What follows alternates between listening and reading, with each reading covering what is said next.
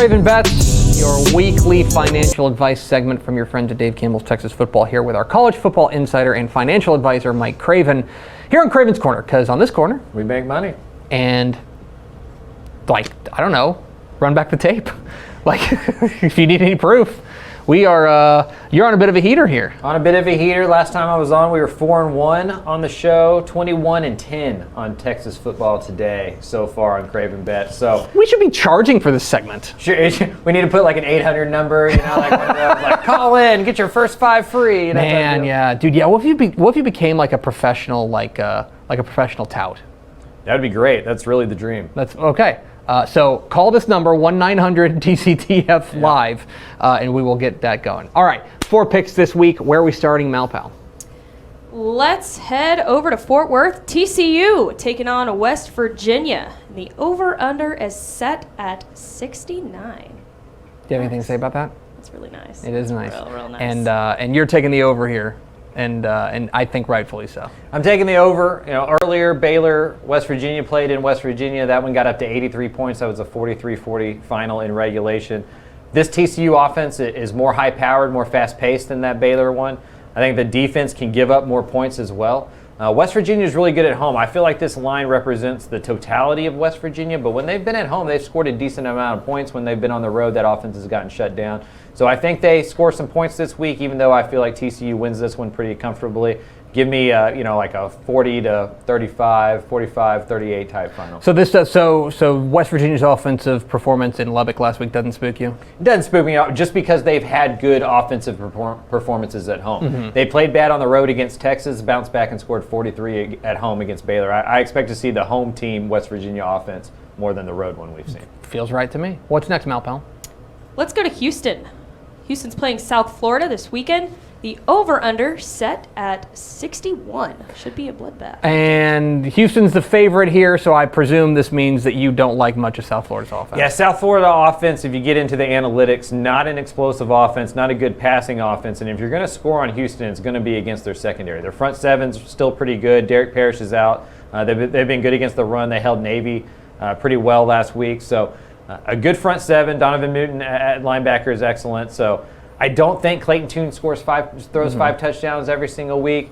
I think that was more of a bye week against a bad Navy defense type deal. I think Houston wins this. Houston wins this comfortably, but they won't need a lot of points to do it because South Florida is not going to score a lot. Yeah, like 35-17. Something like that. Something around there feels about right. What's next, Mallory? Hoot hoot. Charlotte over Rice. Well, let's be clear. Charlotte's plus 17 over Rice. Yeah. Well, yes. I meant, sorry. Yeah, you're. I know what you're saying, but yes. Yeah. 17 point. Rice is 17 point. Catching 17 points in this one.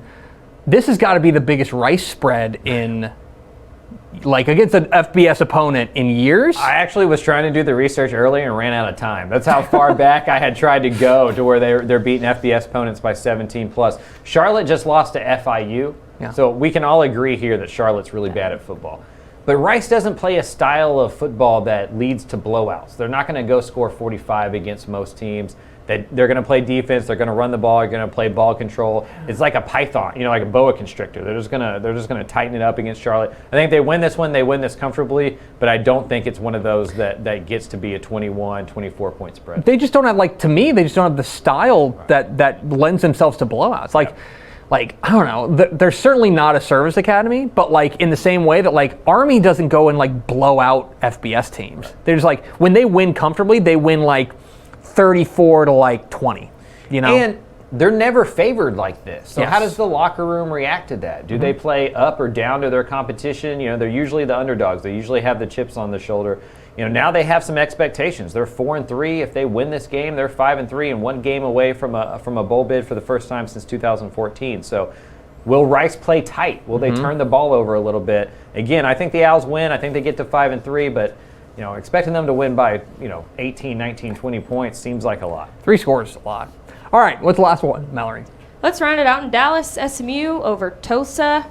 Spread is at 66. 66 is the over-under, and you think there's going to be some fireworks at Ford. I think there's going to be some scoring here. No matter who starts at quarterback, I think SMU has a big day. I also think Tulsa's offense has a big. SMU secondary is super bad. You know, that Navy game masks some of the problems for SMU because Navy doesn't throw the ball a lot.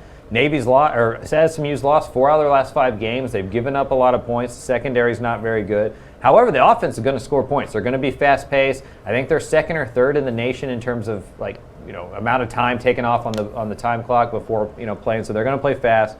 I think this one gets pointsy. I don't know who wins. That's why I'm not going to bet on the game, but I'm going to take the over. You think there's just going to be a lot of points there? So get your tickets now. Head out there to Ford Stadium. That's it for Craven Bets this week here in Craven's Corner, because in this corner we make money.